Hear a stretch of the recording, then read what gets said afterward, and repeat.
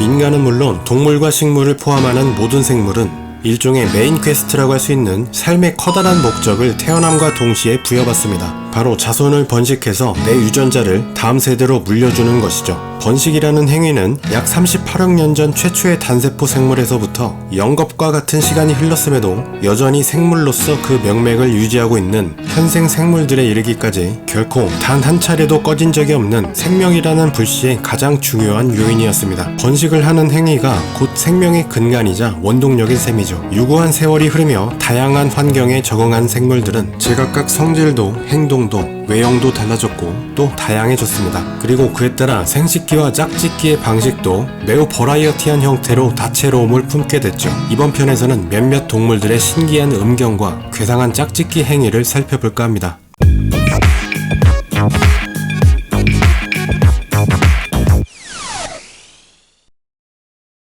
척추동물 중 음경이 가장 큰 동물은 무엇일까요? 바로 최대 크기 33m로 지구 역사상 가장 큰 몸집 크기를 자랑하는 동물인 대왕고래입니다. 대왕고래의 음경 크기는 무려 길이 2.5m에 지름이 30cm나 됩니다. 사람 키의 1.5배나 되는 음경을 가지고 있는 것이죠. 두 번째는 코끼리입니다. 스코끼리의 음경은 지상의 모든 동물 중 가장 큽니다. 1.5m나 되죠. 코끼리의 음경을 5번째 다리라고 표현하기도 하는데 왜 그런지 사진이 답을 말해주고 있죠. 코끼리는 음경뿐 아니라 고환의 크기도 엄청난데요. 고환 한쪽에 무려 20kg이나 나간다고 합니다. 코끼리의 뒤를 이어 기린의 음경은 1.2m, 말은 1m, 소는 90cm가량이나 됩니다. 그런데 만약 상대적인 평가로 잰다면 몸 길이 대비 가장 긴 음경을 가지고 있는 동물은 바로 아르헨티나 푸른부리 오리입니다. 이 귀여운 오리는 몸 길이가 고작 30cm 정도이지만 음경의 길이가 무려 42.5cm나 되죠. 자기 몸체보다 훨씬 큰 음경을 가지고 있는 것입니다. 아르헨티나 푸른부리 오리는 음경의 길이만 긴 게 아니라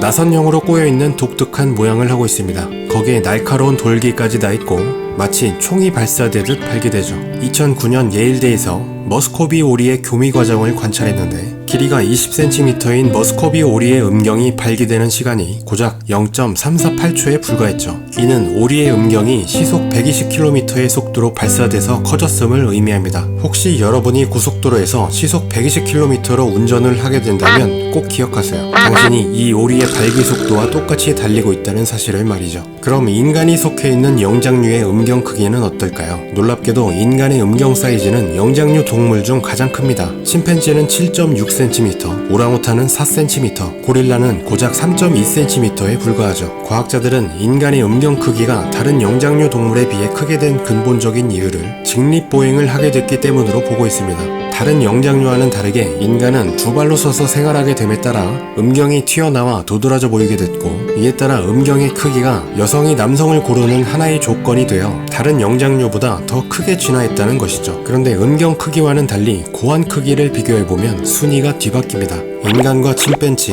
고릴라 중 어느 영장류의 고환이 가장 클까요? 당연히 덩치가 가장 큰 고릴라일 것으로 생각할 수 있겠지만 정답은 바로 침팬지입니다. 침팬지의 고환 무게는 119g이나 되죠. 두 번째는 인간이며 40g 정도의 고환 크기를 가지고 있고 마지막으로 고릴라는 그보다 작은 30g 정도의 크기밖에 안 되는 아주 작은 고환을 가지고 있습니다. 이상하지 않나요? 침팬지는 고릴라 몸무게의 5분의 1밖에 안 되는데 고환은 오히려 4배나 큽니다. 침팬지는 어째서 저렇게 큰 고환을 갖게 된 것일까요? 이를 이상하게 여긴 과학자들은 33종의 영장류의 고환 크기에 따른 성적 행동의 패턴을 연구했고 그 결과 고환의 크기가 교미의 난잡함과 직접적으로 연결된 것을 밝혀냈습니다. 암컷이 배우자에게 충실할수록 수컷의 고환은 작고 암컷이 난잡한 짝짓기를 일삼는 바람둥이라면 수컷들의 고환이 큰 것으로 조사된 것이죠. 실제로 고릴라의 암컷은 거의 바람을 피우지 않습니다. 고릴라는 안정적으로 가족을 이루고 집단으로 생활하며 우두머리 수컷 한 마리가 그 집단의 모든 암컷들을 독차지합니다. 또한 암컷의 발정기는 1년에서 2년에 고작 한 번밖에 없고 새끼를 가질 수 있는 기간이 며칠밖에 되지 않죠. 이렇다 보니 수컷 고릴라는 짝짓기를 자주 할 수 있는 처지가 아니며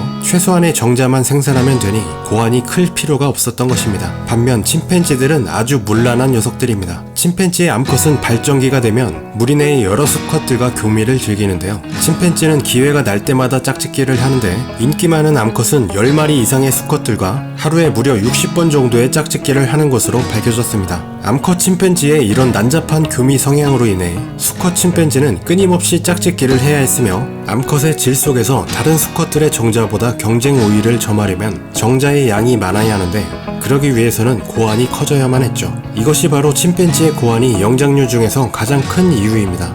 그럼 인간은 어떨까요? 난잡한 침팬지에 가까울까요? 기조 있는 고릴라에 가까울까요? 이 부분은 여러분의 상상에 맡기겠습니다.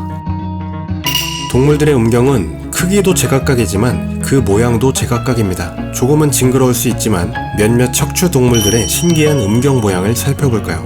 먼저 고양이과 동물의 음경입니다. 고양이도 호랑이도 혀를 자세히 살펴보면 수많은 가시가 돋아나 있는 것을 볼 수 있습니다. 그런데 이 녀석들은 음경에도 삐죽삐죽한 가시가 나 있죠. 이 가시들은 암컷과 짝짓기를 할 때 음경이 잘 빠지지 않게 하고 질벽을 자극해 배란을 유도하는 역할을 합니다. 고양이의 음경은 1.5cm 정도로 작아서 귀엽지만 호랑이의 음경은 억세고 큰 가시가 나 있어 거의 호러에 가깝습니다. 도깨비 방망이가 따로 없죠. 참고로 집에서 키우는 수컷 고양이의 경우 일반적으로 중성화 수술을 하게 되는데요. 어릴 때 수술을 받은 고양이는 고안에서 생성되는 테스토스테론이 작용하지 못해 음경에 가시가 생성되지 않는다고 합니다. 설치류들은 고양이과 동물보다 더 가관입니다. 남아메리카에 서식하는 기니피그와 사촌벌인 아구티의 음경은 아주 살벌한 모양을 하고 있는데요. 음경 전체에 가시가 빼곡하게 박혀있고 앞부분에는 2개의 뾰족한 송곳이 돌출돼 있습니다. 많은 설치류들의 음경이 이렇게 무시무시하게 생겼는데 그 이유는 앞서 암컷과 짝짓기를 한 수컷이 남기고 간 교미 마개를 제거하기 위해서입니다. 수컷 기니피그는 짝짓기 후 암컷의 질 속에 길이 3cm, 무게 1.5g의 교미 마개를 설치하는데요. 다른 수컷이 이 암컷과 짝짓기를 하려면 필수적으로 마개를 제거해야만 하죠. 그리고 살벌하게 생긴 음경이 바로 이때 요긴하게 쓰입니다.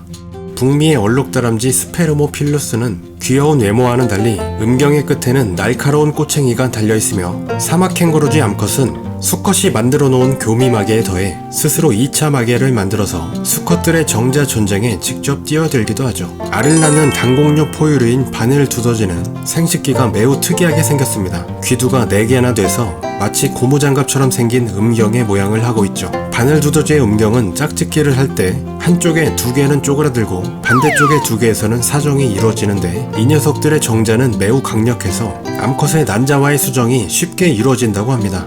심해의 깊은 곳에서 사는 심해 아귀의 짝짓기는 오랫동안 수수께끼로 남아있었습니다. 간혹씩 발견되는 개체가 희한하게도 전부 암컷이었기 때문인데요. 수수께끼는 발견된 심해 아귀의 배 쪽에 이상하게 생긴 기생체의 흔적을 분석하다 해결됐습니다. 기생체라고만 여겼던 것이 바로 심해 아귀의 수컷이었던 겁니다. 작고 힘없이 태어난 심해 아귀의 수컷은 오로지 번식을 위해 태어난 불쌍한 존재들입니다. 심해 아귀의 수컷은 암컷에 비해 보잘것없이 작으며 암컷보다 신체적인 기능도 떨어져 스스로 살아남기도 힘들지만 딱 한 가지 잘하는 것이 있습니다. 바로 페로몬을 탐지해 암컷을 찾는 것이죠. 수컷들은 암컷을 발견하면 힘껏 물어서 들러붙는데요. 이후에는 수컷의 입이 암컷의 몸과 하나로 붙어버립니다. 그리고 더 시간이 지나면 모든 수컷의 장기가 암컷에 흡수돼 사라지고 오로지 번식을 위한 정소만이 남습니다. 암컷에게 기꺼이 모든 것을 내주고 사라지는 것이죠. 심해하게 암컷 한 마리에는 평생 다른 여러 마리의 수컷들이 달라붙어 스스로를 희생합니다.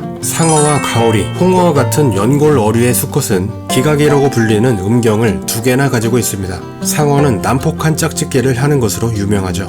육지에서와는 달리 물속에서는 몸을 고정하기란 쉬운 일이 아니기 때문에 수컷이 암컷을 몸으로 감싸고 목과 지느러미를 깨물어 움직이지 못하게 한 후 짝짓기를 합니다. 이런 형태의 짝짓기를 위해 상어들은 보통 수컷의 이빨이 암컷의 이빨보다 더 강하며 암컷의 살갗은 수컷의 살갗보다 2배 이상 두껍고 질기게 진화 있습니다. 뱀과 도마뱀도 상어와 마찬가지로 2개의 음경을 가지고 있습니다. 몇몇 종은 2개의 음경에 가시가 나 있는 종도 있죠. 이들의 음경이 2개인 이유는 한쪽을 사용한 후 휴식기 없이 곧바로 다른 암컷과도 짝짓기를 하기 위함인데요. 일종의 예비용 음경이라고 할 수 있습니다. 뱀 중에서도 가터뱀은 짝짓기 경쟁이 매우 치열하기로 유명합니다. 수컷 가터뱀들은 한 마리의 암컷을 차지하기 위해 많게는 수백 마리가 모여 경쟁하기도 하죠. 또한 대부분의 뱀들은 짝짓기의 시간이 오래 걸리는데 가장 큰 뱀인 아나콘다의 짝짓기는 무려 4주 동안이나 진행된다고 합니다. 지금까지 몇몇 척추 동물들의 신기한 음경과 짝짓기를 살펴봤습니다. 동물들은 이렇게 열심히 에너지를 소모하며 짝짓기라는 번식 행위를 행하고 있습니다. 이들을 보고 있자니 영화 부당거래에서 류승범 씨가 했던 대사가 떠오르는군요. 야, 정말 다들 열심히들 산다. 정말 열심히들 살아. 사실 동물들의 짝짓기는 본능에 따른 지극히 자연스러운 삶의 현장일 뿐입니다. 어떻게 보면 징그럽기도 하고 민망하기도 하지만 만약 생물에게 이런 치열하고 열성적인 종족 번식에 대한 열망이 없었다면 생태계에서 진작에 도태되어 멸종하고 말았을 것이며 마찬가지로 지금의 우리 인간도 없었을 겁니다. 우리도 열심히 살아야겠죠. 이상으로 영상을 마무리하겠습니다. 재미있게 보셨다면 구독과 좋아요 잊지 마세요. 시청해주셔서 감사합니다.